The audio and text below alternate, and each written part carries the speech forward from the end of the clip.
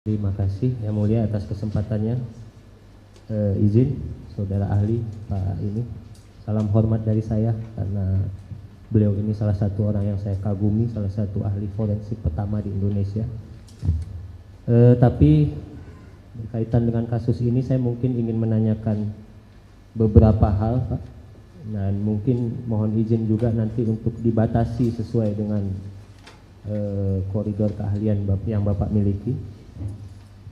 Yang pertama, ketika Bapak tadi menyatakan bahwa bukti saintifik tidak memadai dalam penanganan perkara ini, seperti itu. Kemudian bahwa pihak pemohon juga menyatakan bahwa ini ada kejadian kecelakaan lalu lintas. Jadi saya ingin menanyakan bagaimana pendapat ahli dalam hal ini ketika ada mungkin dari sedikit bukti saintifik, tapi ada bukti saintifik visum yang dikaitkan dengan keterangan-keterangan saksi, sehingga memang pada awalnya ini kecelakaan lalu lintas, tetapi karena adanya bukti visum tersebut dan dikaitkan dengan keterangan-keterangan saksi pada saat ada di lokasi kejadian, kemudian merubah semua kejadian ini menjadi kejadian pembunuhan. Tetapi saya ingin batasi, kita tidak berbicara siapa, tetapi peristiwanya. Demikian. Saya izin menanggapi majelis. Pertama, saya juga mengaturkan terima kasih kepada tim Jaksa Penuntut Umum. Senang bisa bertemu Bapak dan Ibu sekalian. Semoga saya juga bisa belajar banyak dari Bapak Ibu lewat persidangan ini. Pertanyaan saudara Jaksa Penuntut Umum terus terang mengingatkan saya pada sebuah diskusi dalam sebuah forum media yang di situ dihadiri oleh saya, dan antara lain salah satunya yang saya hormati adalah Bapak Kadif Humas Mabes Polri. Bapak Kadif Humas Mabes Polri. Dengan segala hormat saya menghormati Pak Kadif Humas, juga tentu saja menghormati Mabes Polri. Saya ingat beliau menggunakan kosakata pembunuhan sebagai sebuah simpulan tentang peristiwa Cirebon 2016, pembunuhan. Saya harus tandaskan betul majelis, sekiranya ini memang merupakan pembunuhan, tentu saya berharap otoritas penegakan hukum bisa menangkap pelaku dan menghukum seberat-beratnya. Sekiranya memang terjadi pembunuhan dan perkosaan massal terhadap korban. Namun saya sampaikan pada saat itu majelis, dan sekarang saya sampaikan kepada saudara Jaksa Penuntut Umum yang saya hormati, sepanjang berkas yang bisa saya baca, saya tidak menemukan kata pembunuhan terkait dengan simpulan kematian kedua korban. Tentang isi visum et repertum, rinciannya itu bukan berada di khazanah psikologi forensik. Karena itu saya hanya berfokus pada istilah kematian tidak wajar. Yang saya baca majelis di dalam berkas, istilah yang digunakan oleh dokter adalah kematian tidak wajar. Saya sampaikan bahwa termasuk dalam kajian psikologi forensik, kematian manusia bisa disebabkan oleh 4 hal. NASH, izin majelis saya eja kembali apabila dibutuhkan majelis. NASH. Ini saya sedang mencoba menyampaikan kepada majelis tentang penyebab kematian manusia. N, natural. Artinya seseorang meninggal akibat penyebab alami. Misalnya sakit keras yang tak kunjung bisa diobati, atau usia lansia gitu. Itu contoh kematian akibat N, natural. Kematian akibat faktor natural ini yang saya pahami sebagai kematian yang wajar majelis. 3 selebihnya saya pahami sebagai kematian yang tidak wajar, yaitu ASH. Mulai dari A, accident, ACCIDENT, kecelakaan. Itu kematian tidak wajar. Berikutnya, suicide, SUICIDE, maaf, bunuh diri. Dan yang ketiga adalah homicide, HOMICIDE, kematian akibat perbuatan orang lain. Saya tidak menggunakan istilah pembunuhan karena belum tentu perbuatan orang lain itu berupa pembunuhan. Tapi homicide adalah kematian yang disebabkan oleh perbuatan orang lain. Saya ulangi majelis, N atau natural itu yang saya pahami sebagai kematian yang wajar. Sementara accident, suicide, dan homicide inilah yang saya pahami sebagai kematian tidak wajar. Saya sampaikan di hadapan yang saya hormati Pak Kadif Humas Mabes Polri, dan sekarang saya sampaikan kepada saudara Jaksa Penuntut Umum, sepanjang yang bisa saya baca di dalam berkas adalah kematian tidak wajar. Namun kematian tidak wajar itu apakah serta-merta bisa disimpulkan sebagai pembunuhan? Belum tentu majelis. Karena sekali lagi yang saya pahami ada 3 jenis kematian tidak wajar, yaitu kematian akibat kecelakaan, kematian akibat bunuh diri, dan kematian akibat orang lain. Sampai di situ saya simpulkan dalam bentuk pertanyaan majelis, bahwa kasus atau peristiwa Cirebon 2016 ini pembunuhan atau bukan pembunuhan. Sampai di sini. Jadi saya tidak berpretensi mengatakan bahwa peristiwa 2016 adalah kecelakaan. Sebagaimana saya juga tidak menyimpulkan bahwa ini merupakan bunuh diri, pun saya tidak pernah menyimpulkan bahwa ini merupakan pembunuhan. Saya bertanya, kematian tidak wajar itu apakah merupakan pembunuhan? Bukan pembunuhan. Apakah akibat perbuatan orang lain? Apakah bunuh diri? Atau apakah akibat kecelakaan? Demikian saudara. Mudah-mudahan bisa dipahami. Mungkin melanjutkan sedikit Pak. Nah tadi sudah disampaikan seperti itu, penyebabnya kematian tidak wajar ada 3. Nah saya ingin menanyakan lebih lanjut, bagaimana terkait 3 penyebab kematian ini, yang penyebab kematian tidak wajar, apabila kemudian dikaitkan dengan adanya saksi yang menemukan kondisi atau pertama kali menemukan bahwa keadaan itu bukanlah dalam artian secara umum bukan merupakan bentuk kecelakaan seperti itu. Baik majelis. Urut-urutan berpikir saya majelis adalah, saya mencoba konsekuen dengan apa yang saya sampaikan sejak awal persidangan ini. Saya akan mengandalkan pada bukti saintifik dari disiplin ilmu apapun, entah itu psikologi, entah itu kedokteran, apapun disiplin ilmu yang bisa memberikan kontribusi saintifiknya bagi pengungkapan sebuah kasus. Saya tidak memiliki kompetensi yang saya maksud bukan kewenangan tapi kecakapan untuk menilai hasil pemeriksaan dokter. Oleh karena itu saya tetap hanya pada sebuah pertanyaan, apakah ini kematian tidak wajar bisa dianggap sebagai akibat kecelakaan, ataukah bunuh diri, ataukah akibat perbuatan orang lain. Untuk langkah berikutnya adalah saya mencoba mencermati keterangan para saksi. Mudah-mudahan majelis tetap ingat bahwa posisi saya pada dasarnya adalah skeptis terhadap yang namanya keterangan. Begitu majelis. Nah, dari satu keterangan ke keterangan lain, apalagi tambah adanya penangkapan terhadap Peggy Setiawan dan kemudian juga pencabutan keterangan yang dilakukan oleh Liga Akbar dan Dede, tambah lagi testimoni dari anak Sakatatal, dan ini catatan yang menurut saya landmark bahwa Kapolri sekali lagi sudah menyampaikan menurut saya sebuah testimoni bahwa sekaligus satu kritik bahwa kerja Polda Jabar pada tahun 2016 dalam mengungkap kasus Cirebon tidak memadai secara saintifik. Ini yang menjadi dasar bagi saya dengan segala hormat sanksi terhadap kualitas keterangan para saksi yang ada di dalam berkas tersebut. Ini pandangan umum saya. Ketika saya skeptis terhadap kualitas keterangan para saksi plus pencabutan dan seterusnya yang tadi saya sampaikan, sayang beribu sayang, pada saat yang sama di berkas yang sama saya tidak menemukan adanya bukti-bukti saintifik yang mendukung saya dari perspektif psikologis untuk sampai pada sebuah simpulan mutlak tentang apakah ini bunuh diri ataukah kecelakaan, ataukah akibat perbuatan orang lain.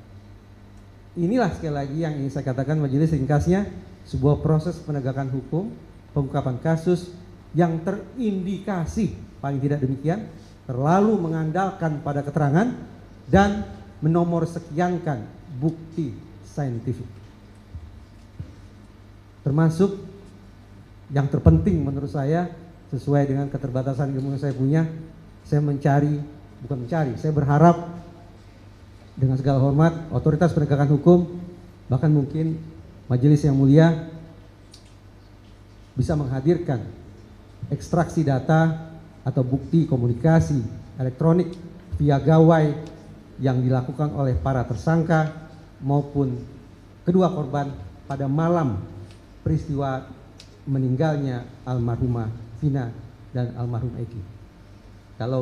Kalau bukti komunikasi rinci itu ada, siapa dengan siapa, tentang apa, pada jam, menit, detik keberapa itu tersedia, mudah-mudahan kontribusi psikologi forensik akan lebih signifikan. Terus lepas siapapun ahli yang dihadirkan di ruang yang mulia ini. Demikian. Baik, terima kasih. Saya lanjutkan, yang terhormat ahli.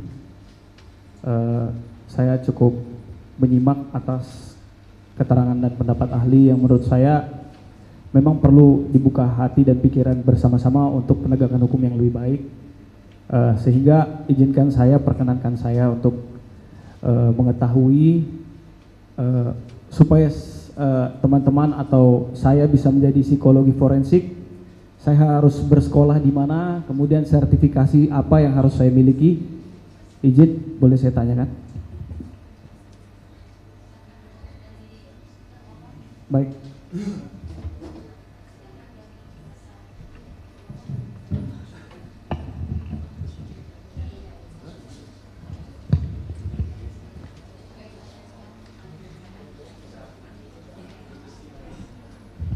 Izin majelis, saya perlu maju atau duduk? Saya maju.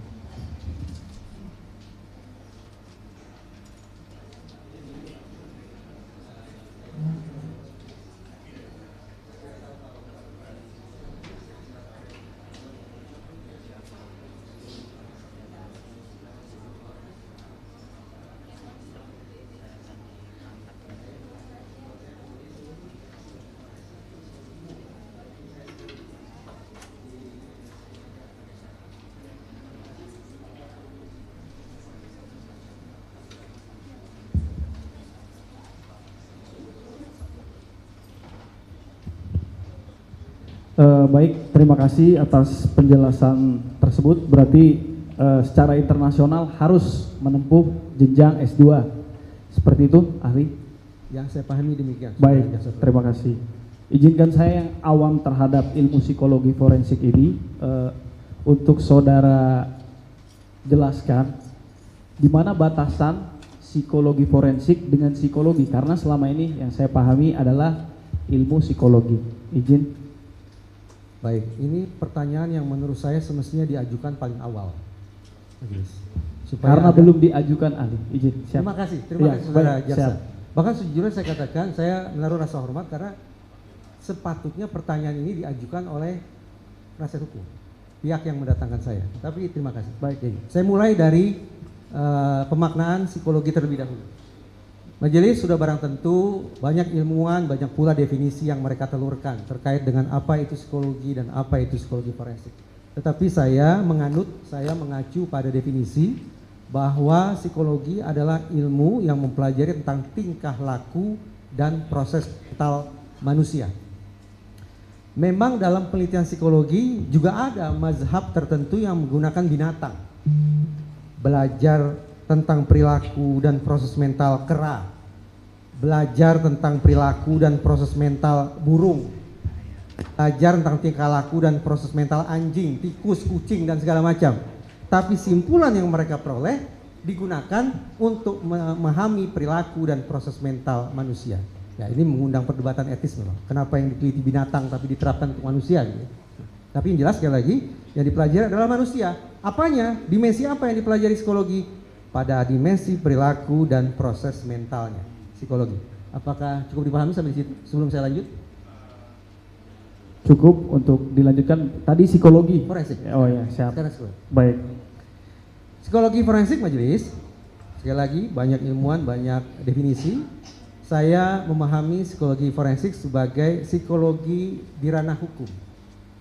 Ini yang saya sampaikan setiap kali saya mengisi materi psikologi persidangan di Pusdiklat Mahkamah Agung. Psikologi forensik diterjemahkan secara bebas adalah psikologi hukum. Maknanya adalah psikologi forensik mempelajari tentang tingkah laku dan proses mental manusia di ranah hukum. Siapa gerangan manusia itu? Kalau dalam konteks pidana, maka manusia yang dikaji perilaku dan proses mentalnya di pidana adalah pelaku, korban, saksi, dan personil penegakan hukum itu sendiri. Baik itu polisi, baik itu jaksa, baik itu yang mulia hakim, baik itu advokat. Nah, psikologi forensik alias psikologi hukum ini tidak berada pada posisi setara. Antara psikologi dan hukum tidak berada pada posisi setara. Saya dengan segala kerendahan hati memposisikan psikologi forensik sebagai psikologi yang menghamba ke hukum. Psikologi yang mendukung kerja hukum. Psikologi yang menjadi supporting unit, yang menjadi backup system bagi hukum. Jadi betul-betul seperti posisi duduk saya ini, saya berada pada posisi lebih rendah daripada hukum. Kenapa? Karena posisi psikologi dalam psikologi forensik adalah menjadi backup system, mendukung, membantu, dalam kurung menghamba hukum. Semoga bisa dipahami. Baik, terima kasih. Sebelum saya masuk ke pokok pikirannya, izinkan saya juga bertanya. Karena berkas perkara ini yang diajukan PK ini berasal dari beban pembuktian yang sebelumnya memang dibebankan kepada penyidik, jaksa, ya kan. Nah, di situ secara psikologi memang jaksa berdasarkan alat bukti yang ada, walaupun tidak secara saintifik sebagaimana yang berlaku adalah pasal 184, berhasil membuktikan ataupun telah terbukti baik di putusan pertama, kemudian banding dan kasasi telah terbukti secara demikian. Dan mungkin tadi sudah disampaikan ahli telah membaca. Saya ingin bertanya ini terkait dengan psikologi forensik karena tadi mempelajari mental dan manusia, bahwa di Indonesia ini memang yang berlaku adalah asas praduga tak bersalah atau presumption of innocence. Tapi secara psikologi apakah bisa dijelaskan bahwa kami juga memiliki psikologi presumption of guilty? Walaupun itu sebenarnya di dalam undang-undang tidak disebutkan, tetapi secara psikologi forensik kami memang sebagaimana masyarakat mempercayakan hukum kepada negara, kami wajib menjalankan hal tersebut. Untuk bisa saudara sampaikan secara psikologi forensik. Sebelum saya memberikan jawaban majelis, saya mohon izin pengertian dan pemakluman dari majelis bahwa hal berikut ini yang akan saya sampaikan adalah persis dengan yang saya sampaikan di Pusdiklat Mahkamah Agung dalam pendidikan Cakim. Begini majelis,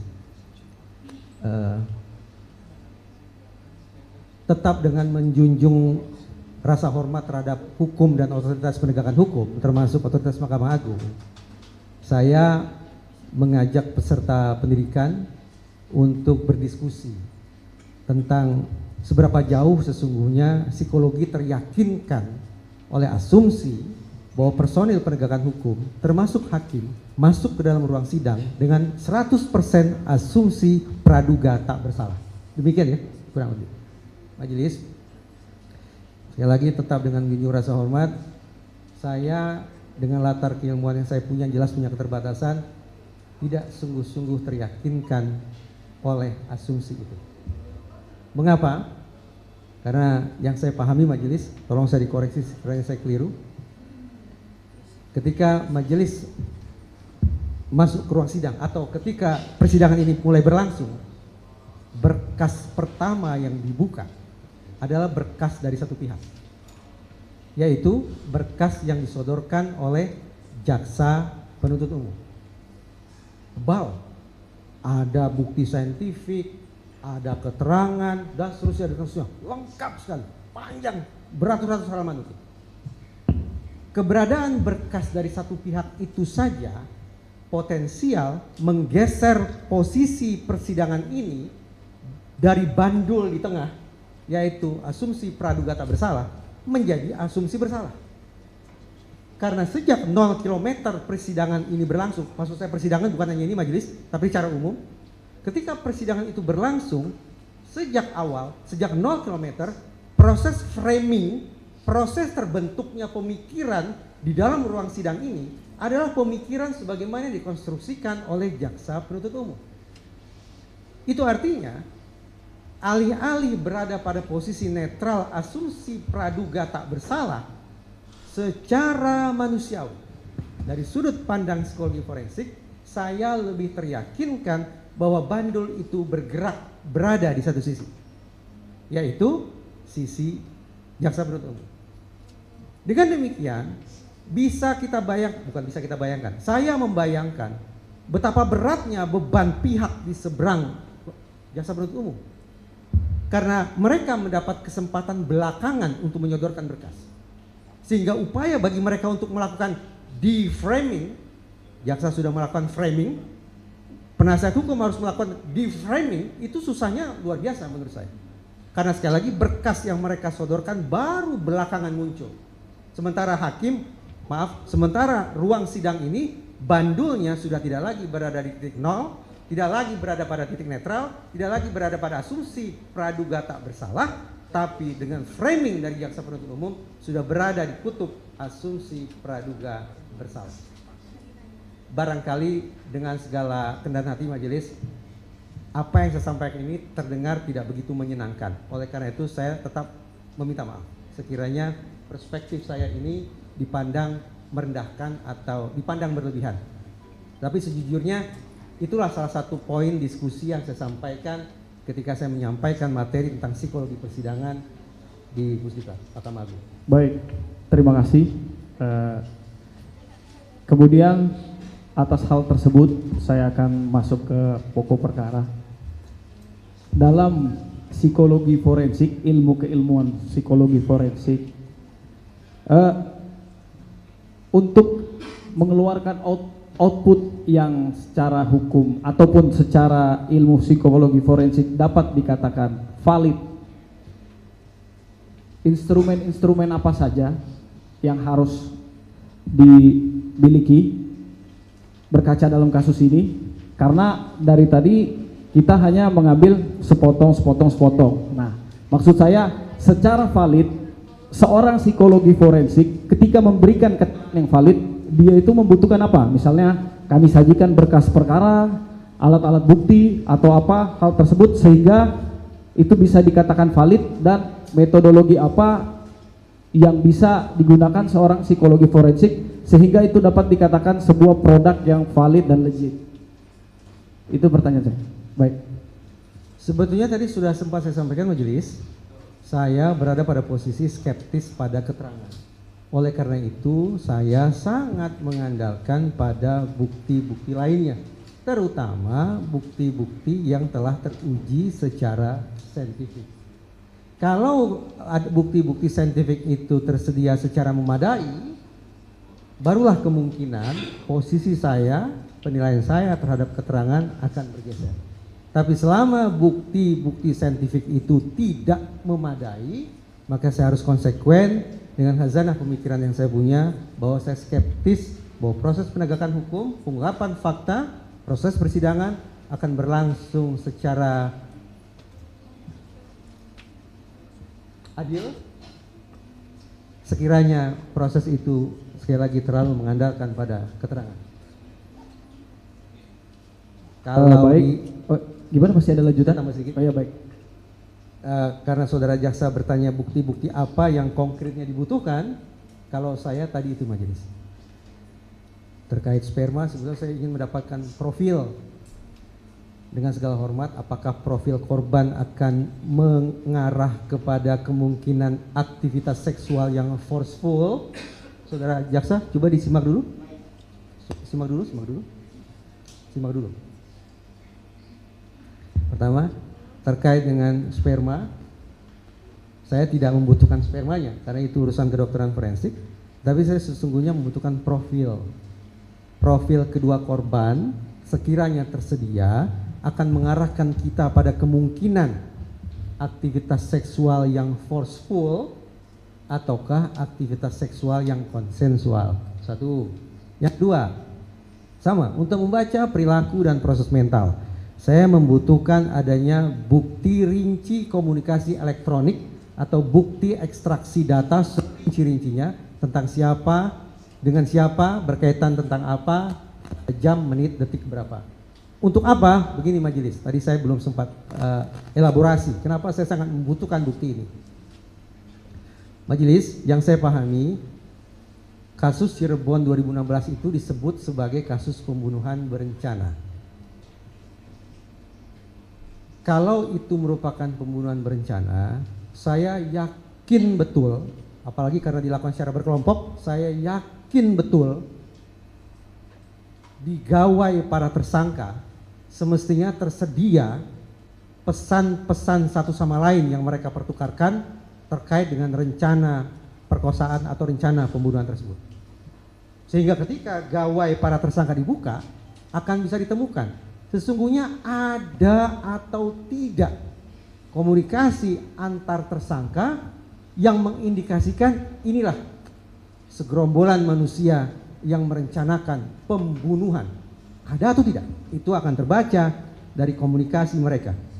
Apalagi pada jam-jam menjelang waktu yang disebut-sebut sebagai peristiwa pembunuhan itu berlangsung. Bukti komunikasi elektronik serupa dengan serinci-rincinya juga saya butuhkan datang dari gawai kedua korban. Untuk apa? Untuk menangkap indikasi. Apakah pada malam itu mereka merasakan ketakutan, kecemasan, kepanikan, mencari bantuan, mencari pertolongan, dan seterusnya, yang mengindikasikan bahwa mereka memang menjadi target penganiayaan, pembunuhan, dan perkosaan itu. Adakah pihak-pihak yang mereka coba hubungi untuk mencari pertolongan itu? Nah, ini majelis, sekiranya bukti komunikasi elektronik dua pihak tersebut, yaitu para tersangka dan kedua korban, diungkap atau dibawa ke ruang yang mulia ini, mudah-mudahan arah kita untuk menarik simpulan tentang peristiwa Cirebon 2016 akan lebih terukur, akan lebih bisa dipertanggungjawabkan ketimbang semata mengandalkan pada keterangan. Demikian. Baik, terima kasih. Saya juga akan melanjutkan lagi pertanyaan saya. Tadi juga dijelaskan terkait dengan 3 keterangan palsu yang diberikan, ya.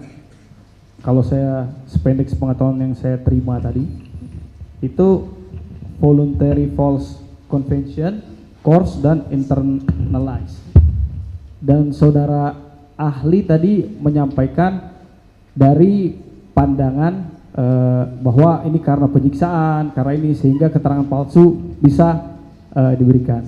Sekarang saya akan bertanya seperti ini. Apakah atas keterangan Saka Tatal yang sebelumnya telah terbukti di dalam persidangan di PN, PT, ya, PT maupun Mahkamah Agung, karena adanya pihak-pihak lain berdasarkan teori saudara tadi, dia bisa merubah keterangannya yang awalnya dia menyatakan memang ikut dalam atau bersama-sama, yang terbukti ikut bersama-sama melakukan pembunuhan berencana, sekalipun gradasinya memang sudah ditentukan sebagaimana putusan, itu bisa berubah menggunakan teori saudara tadi karena adanya tekanan-tekanan atau bisikan-bisikan dari luar, seperti itu. Yang mulia, izin yang mulia, ini tempat yang mulia, tidak perlu seperti itu yang mulia. Izin. Yang mulia,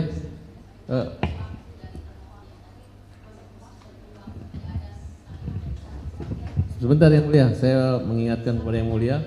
Ini udah katanya kemarin sepanjang merespon saudara jaksa penuntut umum, karena pertanyaannya terkait dengan kemungkinan, maka jawaban saya mungkin saja. Ketika kita bicara kemungkinan, semua ilmu pengetahuan saya yakin bekerja berdasarkan prinsip probabilitas, prinsip kemungkinan. Jadi sudah pertanyaan itu terjawab dengan sendirinya, kemungkinan itu ada. Terima kasih, cukup Yang Mulia. Cukup ya? Dari kuasa pemohon cukup, dari termohon juga cukup. Cukup. Terima kasih untuk ahli sudah memberikan pelajaran sebenarnya untuk kami semua ya. Menjunjung tinggi prinsip jurnalisme dalam setiap tayangan terbaiknya. Menghadirkan berita bernilai sebagai referensi. Gelar bicara yang tajam. Tidak, ini kan kebohongan dong. Mengupas fakta demi fakta dan mendorong pencarian solusi. Serta investigasi yang mengungkap kebenaran. Rosi, Satu Meja, The Forum, Sapa Indonesia Malam. Nilu, ikuti semuanya bersama Kompas TV.